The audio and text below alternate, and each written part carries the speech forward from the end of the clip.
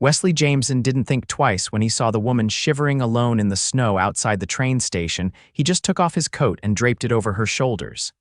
"Here," he said, voice low and kind. "You'll freeze out here." The woman blinked at him, her lips trembling from the cold. Her eyes were wide, dark, and startled, like she hadn't expected anyone to notice her. "But you're not even wearing gloves," she said. "I'll be fine," Wesley said with a tired smile. "You look colder than I've ever been." She hesitated, then clutched the coat tighter around her. "Thank you." "I didn't expect," she stopped, glancing at his worn sneakers and faded hoodie. "Why would you give me your coat? You're freezing too." Wesley exhaled through his nose, glancing down the street where snow kept falling in slow, heavy flakes. "Because I know what it's like not to have enough. My daughter's waiting for me. I've got to catch the last bus anyway." A flash of something flickered in her eyes. "You have a daughter?" "Yeah, her name's Clara. She's 6. And she's the reason I work 2 jobs and sprint to catch buses like a lunatic." The woman stared at him like she hadn't heard anything else after daughter. Then she nodded slowly. "Thank you, I'm Naomi." "Wesley," he said, "keep the coat. It's old, but it's warm." And then he turned and jogged toward the bus stop, disappearing into the swirling snow before Naomi could say anything else. Naomi Jennings stood there for a moment, stunned. In her entire life, her billionaire father's wealth, the endless galas, the fake smiles, no one had ever done something like that for her without expecting something in return. She was supposed to be in Paris by tomorrow morning. But now, standing in the snow, wrapped in a stranger's coat, she didn't want to leave. Wesley got home that night soaked and shivering, but Clara ran into his arms like he was a superhero. "Daddy," she said, hugging his waist tightly. "I missed you." "I missed you too, Bug," he said, sweeping her up. "Did you eat dinner?" Miss Linda made grilled cheese and tomato soup. "Fancy stuff," he teased, ruffling her curls and looking toward the old woman who babysat Clara in the evenings. "Thanks again, Linda." "Anytime," she said.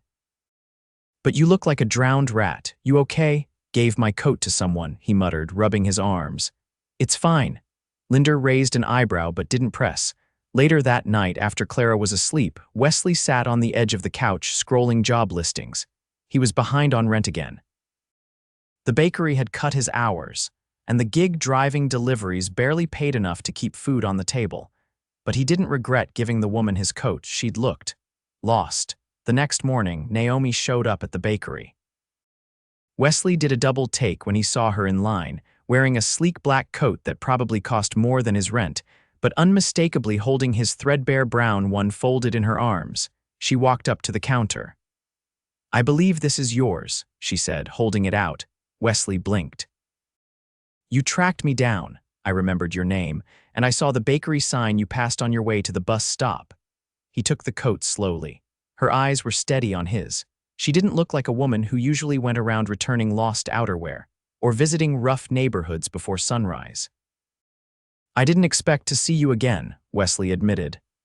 "I didn't expect to care that I never got to say thank you properly," she replied. He looked down at the counter. "You don't have to have coffee with me," she interrupted. Wesley raised an eyebrow. "You want coffee with the guy who gave you a coat." "I want coffee with the guy who gave a stranger his coat when he clearly needed it more." Wesley glanced at the line growing behind her. "I get a break in 10 minutes. "I'll wait," she said, stepping aside. They sat in the corner booth of the bakery, Naomi sipping a black coffee and Wesley nursing the burnt house blend with cream and sugar. "You don't talk like you're from around here," he said. "I'm not," she replied. "I'm just taking a break from the people who expect me to be someone I'm not." "Sounds exhausting." "It is." He watched her for a second. Her makeup was simple, but her watch gleamed. Her nails were done, her bag was designer. This woman definitely wasn't from his world.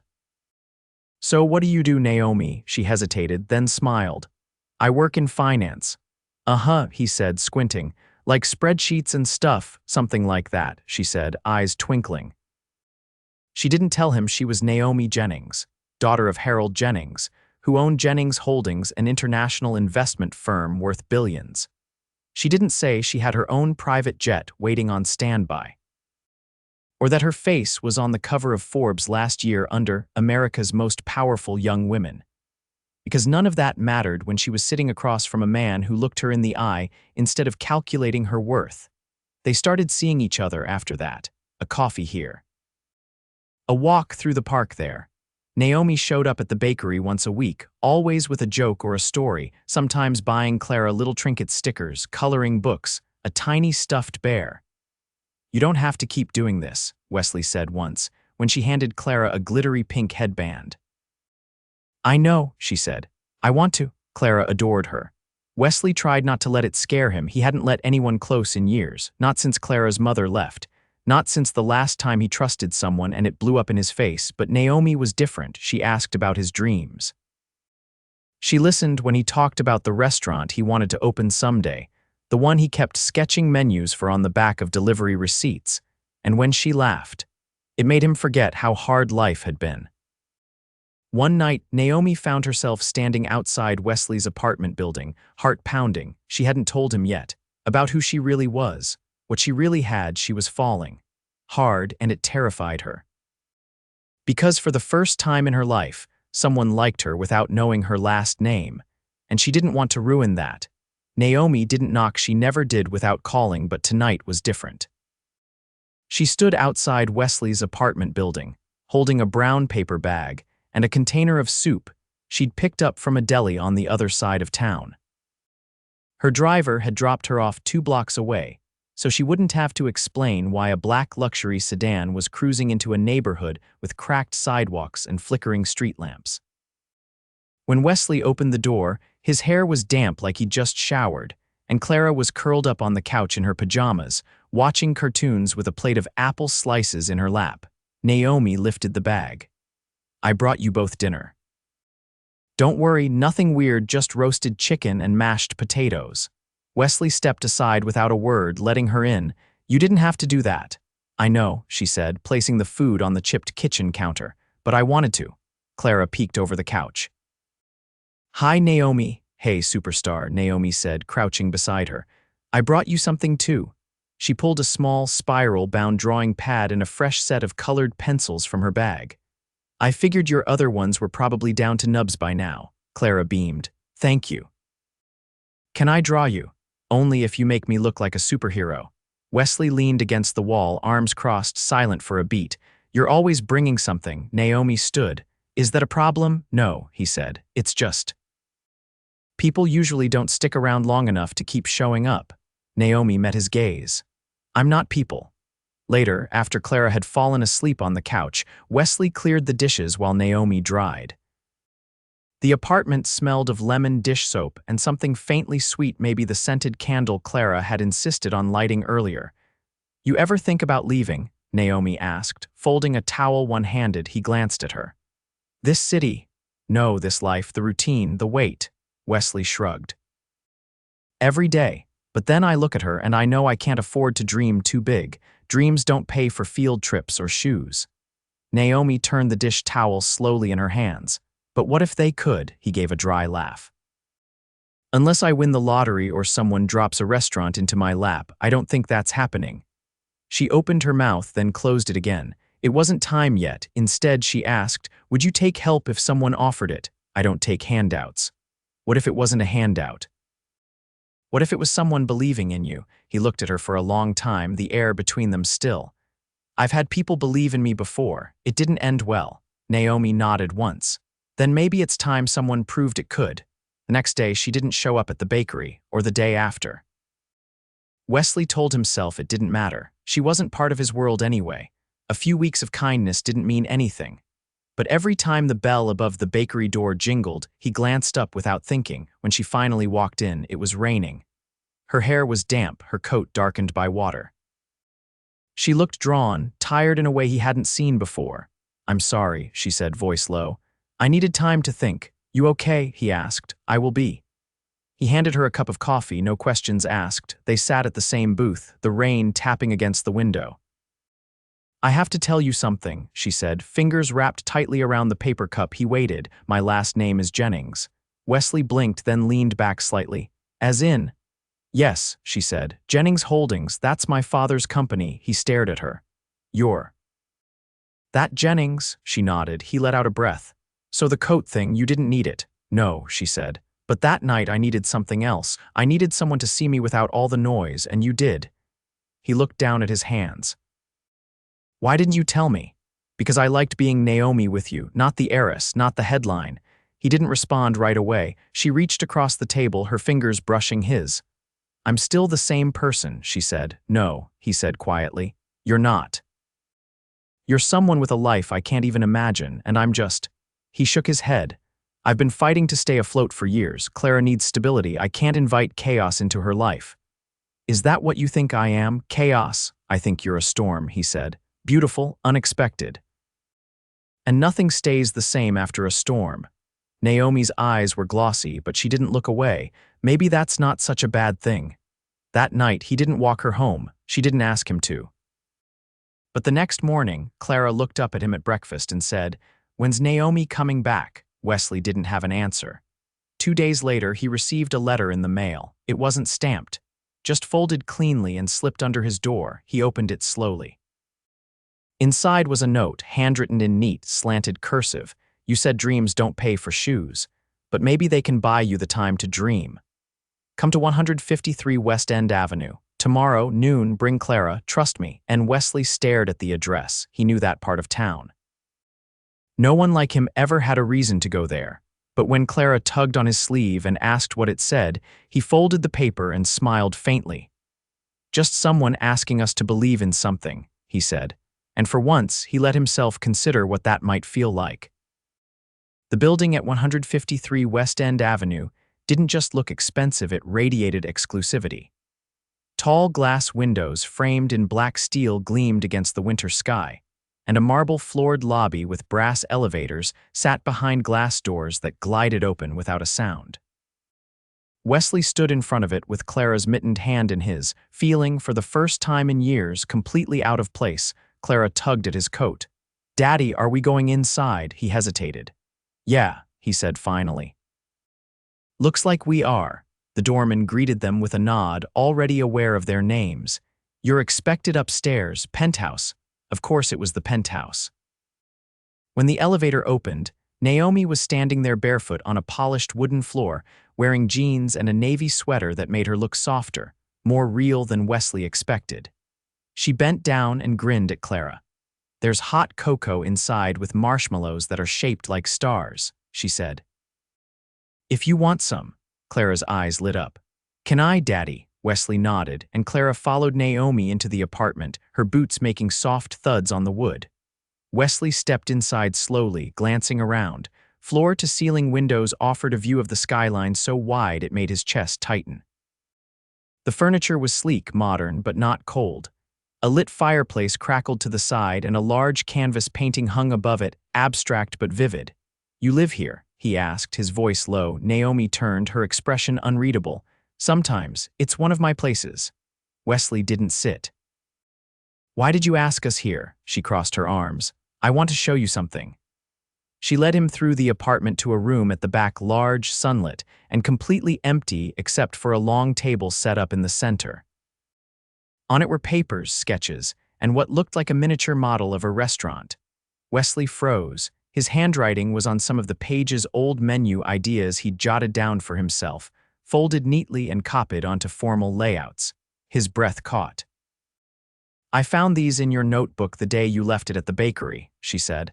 "I kept them because they mattered." He didn't speak. Naomi walked closer to the table. "This is a proposal," she said.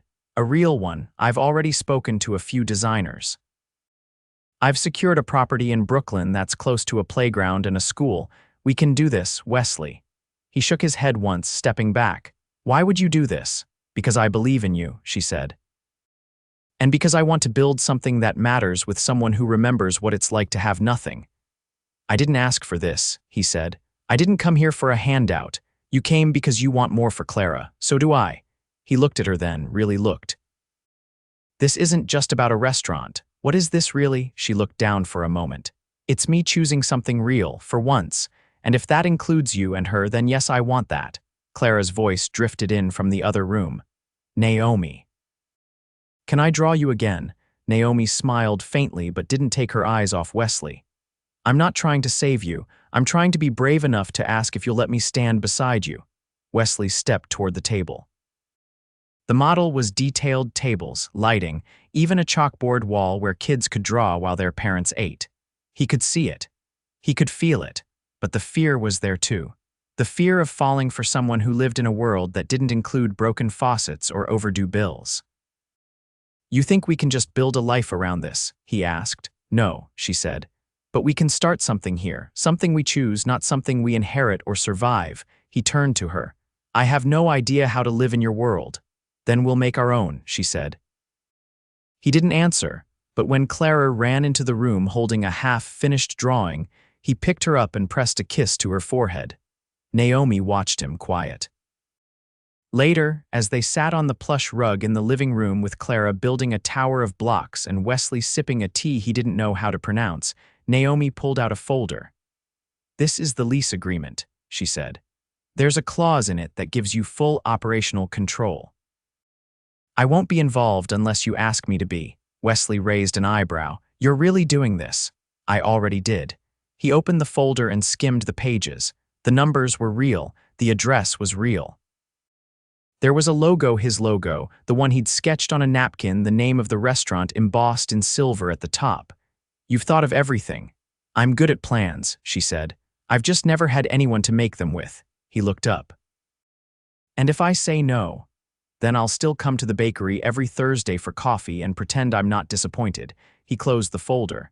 "Then I guess you better cancel your Thursday mornings." She blinked. "What?" He stood and held out his hand to her. "Let's build something." She took it slowly, like she wasn't sure it was real. "Are you sure?" "I'm not," he admitted. "But I want to try." Clara's tower fell over with a clatter and she giggled. Naomi laughed too, and for the first time, it didn't sound like someone trying to be polite. It sounded like someone coming home. "Just so we're clear," Wesley said, "I'm still going to pay you back, every cent." Naomi nodded. "And I'll pretend to fight you on it until you stop trying." They didn't kiss, not yet. But when their hands stayed joined a little too long and Clara looked up and said, "Can we all eat dinner together now?" It felt like the beginning of something strong enough to last, not built on money. But on the night he gave her his coat, and neither of them knew what they were about to become. The restaurant opened on a rainy Friday in early spring. Outside, the streets glistened under soft golden lights, puddles reflecting the name etched in elegant script above the door, Clara's table. Inside, the scent of warm bread and rosemary lingered in the air, mingling with the quiet hum of anticipation. The space was intimate but polished, exposed brick walls softened by hanging plants, hand-carved tables, and a chalkboard menu that changed daily. Every detail had been chosen with intention. Wesley stood near the open kitchen, his sleeves rolled up, apron dusted with flour. Across the room, Clara sat at a small table with colored pencils and a juice box, her curls tied back with a ribbon. She waved when she caught his eye. Naomi leaned against the wall beside the host stand, dressed in a simple midnight blue dress, her heels dangling from her fingers. She hadn't said much all evening, she didn't need to. Her quiet pride was written in the way she watched him move, the way her eyes lingered on the details he once only dreamed about. "I could get used to this," she said as he walked over. "You mean the smell of butter and garlic clinging to your clothes?" "I mean watching someone build something they didn't think they were allowed to want." He glanced around. "It's not perfect, still figuring a lot out." "I like that it's not perfect," she said. "It feels human." Guests filtered in slowly, a mix of locals and curious newcomers. A family from the neighborhood took a corner booth. A pair of food bloggers snapped photos of the dessert tray. No one knew that the woman who greeted them at the door had once negotiated mergers worth billions. Tonight, she handed out menus and poured water like it was the most important job in the world. Wesley stepped behind the counter to check on a simmering sauce. Naomi followed, picking up a tray of glasses. "You're not supposed to lift things," he said. "I wasn't built for just parties and press releases." He wiped his hands on a towel. "I keep expecting someone to walk in and tell me this was all a mistake." Naomi looked at him, serious now. "No one's coming. This is yours. You earned every inch of it." He nodded once, then glanced toward Clara. "She's going to remember this forever." Naomi smiled. "So will you." Later that night, after the last table was cleared and Clara had fallen asleep in the office chair with a blanket tucked around her, Wesley locked the front door and turned off the lights one by one. Naomi stood at the window, watching the city shimmer in the dark. "You staying here tonight?" he asked her. She turned. "I thought I'd head back to the penthouse." He raised an eyebrow. "I've been avoiding it," she said. "Feels too big lately." "Too big for what?" "For a life that suddenly makes sense." Wesley leaned against the frame of the window. "You know you don't have to go back to that version of yourself." "I know," she said, "but I've been thinking about what comes next." She walked over to the table, picked up a stray napkin, then folded it carefully. "I've had offers, investors, business partners who caught wind of this place. They want to franchise it, turn it into a brand." His back stiffened. "I'm not interested in selling this, I know, that's not why I brought it up." He waited. "I said no," she continued, "because this isn't theirs to scale. It's yours to grow." Wesley exhaled, tension easing from his shoulders. "I've also been thinking about us," she added. He didn't speak. "I want to stay," she said. "Not just in the city, in this, with you, with her." Wesley studied her face, the vulnerability tucked behind every word. "I didn't think you'd want to stay small." Naomi stepped closer. "I don't think love is small." He looked down, then back up. "I don't know how to give you the kind of life you're used to." "I didn't fall for the life I had," she said. "I fell for the man who gave me his coat and didn't ask anything in return." He reached for her hand. "Then maybe it's time I give you something back. You already have." "No," he said. "Not yet." He pulled her gently toward the center of the dining room.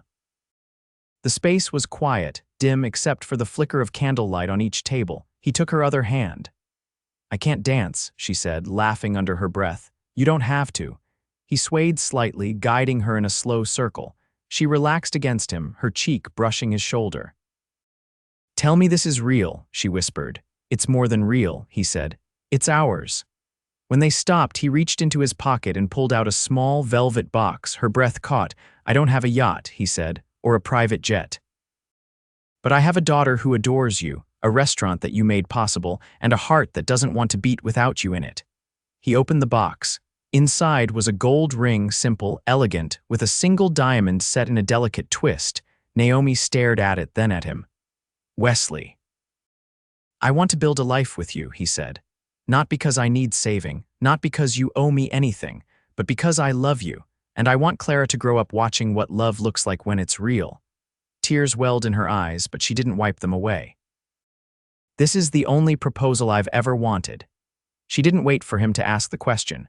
She just kissed him fiercely, like she'd been holding her breath for weeks. In the office, Clara stirred and peeked through the door, rubbing her eyes. When she saw them, she grinned. "Are we a family now?" Wesley pulled her into his arms without hesitation. "Yeah, Bug, we are." Naomi pressed her forehead to his, her hand resting over his heart. A new life had begun not with wealth or status, but with a coat on a cold night, a shared dream, and 3 hearts choosing each other every single day. The wedding was held on a bright Sunday afternoon, beneath a canopy of cherry blossoms in Prospect Park, just as the first petals began to fall like confetti from the trees. The ceremony was small, intimate, just family, a few close friends from the neighborhood, and the staff who had helped build Clara's table from the ground up. Wesley stood at the altar in a slate gray suit, his tie slightly crooked until Clara reached up on tiptoe and fixed it with tiny, determined fingers. She wore a white dress with embroidered daisies and a headband covered in pearls. Naomi had let her pick it out herself. "You look like a princess," Wesley whispered to her. "I'm not a princess," Clara replied seriously. "I'm the boss of the Flower Girls." Naomi walked toward them slowly, her gown a soft ivory that shimmered faintly in the sunlight, her hair swept back with a single gold pin. She carried no bouquet. She said she didn't need one. Her hands were already full with the life she'd chosen. As she reached the altar, she met Wesley's eyes and reached for his hand without hesitation. The officiant, a longtime customer of the bakery who insisted he owed them after Naomi helped him secure a small business grant, kept the ceremony short but heartfelt. When Wesley spoke, his voice was steady. "I never thought I'd find someone who could see the mess and the beauty in my life and want to be part of both," he said. "You never asked me to become someone I'm not. You just held open the door and waited for me to walk through." Naomi's voice was quiet but certain. "You showed me that love isn't about escape. It's about being fully seen and still chosen. I never understood what home felt like until I met you." When they kissed, Clara clapped so loudly the birds scattered from the trees. Afterward, they gathered on the lawn for a picnic-style reception. Guests sat on woven blankets and wooden benches, passing around hand pies, lemonade, and slices of chocolate cake from the bakery. Naomi's father hadn't come. She hadn't expected him to, but she didn't seem sad about it. Instead, she laughed freely, without restraint, as Wesley danced with Clara to an old jazz tune playing from a small speaker. Later, as the sun dipped low and guests began to drift home, Naomi and Wesley lingered on the hill, watching Clara chase a butterfly through the tall grass. "She asked me if we were going to have a baby," Naomi said softly, brushing a curl behind her ear. Wesley glanced at her, a slow smile tugging at his lips. "And what did you tell her?" "That maybe someday. But that for now, I wanted to enjoy this first." He took her hand. "I'd like that." One chapter at a time. They walked back to their apartment, now a new one they'd moved into together, just a few blocks from the restaurant. It had 3 bedrooms, a sunlit kitchen, and a small balcony where Clara had planted wildflowers in mismatched pots. There was a dent in the hallway wall from when Wesley had tried to carry in their dining table with too much enthusiasm, and a cupboard full of mugs Naomi kept collecting from every city they visited for food expos and market tours. The restaurant was thriving. They'd taken on a few new staff members, including a pastry chef who had once been Clara's babysitter. Wesley had started hosting cooking workshops on weekends for local kids. Naomi handled the finances and branding, and occasionally surprised Wesley by creating entire seasonal menus from his scattered notes. One rainy evening, as they sat curled on the couch with Clara asleep in her room and the sound of thunder rumbling in the distance, Naomi turned toward Wesley. "There's still a part of me that worries I'll wake up and find this was all one long, beautiful dream." Wesley kissed the top of her head. "If it is, I hope we never wake up." She tilted her face up toward his. "You know, I used to think love had to be loud.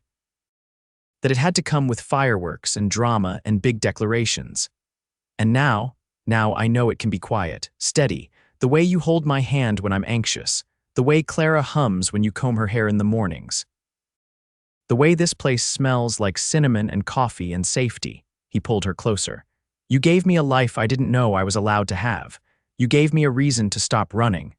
They sat in silence for a while, listening to the rain. A few weeks later, on Clara's 7th birthday, Wesley surprised them both with a trip to a small cottage upstate. It had a garden, a swing tied to an old oak tree, and a tiny kitchen where Naomi and Clara baked blueberry muffins 3 mornings in a row. On the last night, as fireflies danced outside the screened porch, Naomi rested her head on Wesley's chest and whispered, "I used to think love was something you had to chase. And now I know it's something you choose, every day, and I'll keep choosing you. Always." He looked down at her, kissed her forehead, and whispered back, "Then we're already richer than I ever dreamed." And they were, not because of penthouses or private jets or headlines, but because they'd built something real together. Always.